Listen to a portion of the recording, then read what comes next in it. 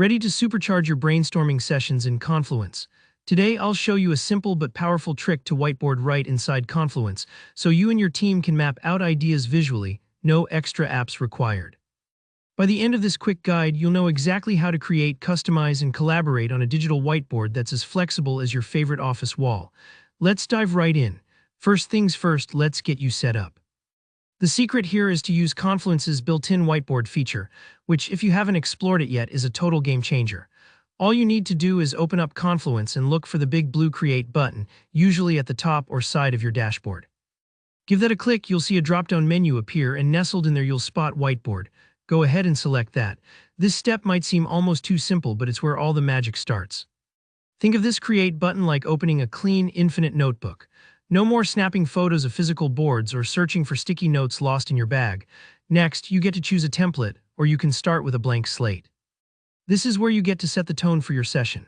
If you want something structured to spark ideas, try a template like brainwriting, or maybe a prioritization matrix if you need to sort and conquer a long to-do list. Templates are especially handy if your team's unsure where to start, because they gently guide everyone into the right mindset. But if you prefer to let ideas flow freeform, just start with a blank board. It's like having a pristine whiteboard in a meeting room, yours to use however you want. Now let's talk about the core tools. At the bottom of your whiteboard, you'll notice a toolbar with things like stickies, shapes, text, and lines. Imagine this as your virtual box of office supplies.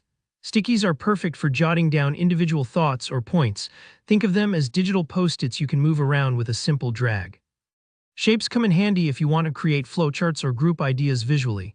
Text lets you add explanations, headers, or notes, keeping everything clear. And those lines.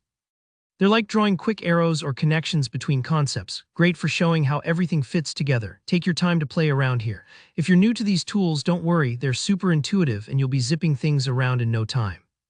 A whiteboard is only as powerful as the people collaborating on it, so the final step is to bring your team in. On your board, use the Share button to send an invite or copy the board's link. Once your teammates join, you'll see a floating toolbar for collaborative editing, as if you're all standing around the same whiteboard, scribbling and moving pieces together in real time. If someone adds or moves something, you'll see their changes instantly. This can feel a bit wild at first, so don't stress if things look a bit chaotic while ideas are flowing, just like any great brainstorm session. You can easily tidy things up as you go. There you have it, that's all it takes to start whiteboarding in Confluence with this straightforward trick. With these steps, you can capture every idea, organize them visually, and keep everyone on the same page without jumping between apps. If you found this helpful, hit that like button, and if you have any questions, just drop them in the comments below, I'd love to help. Make sure to subscribe so you never miss another practical, time-saving tutorial. Happy whiteboarding!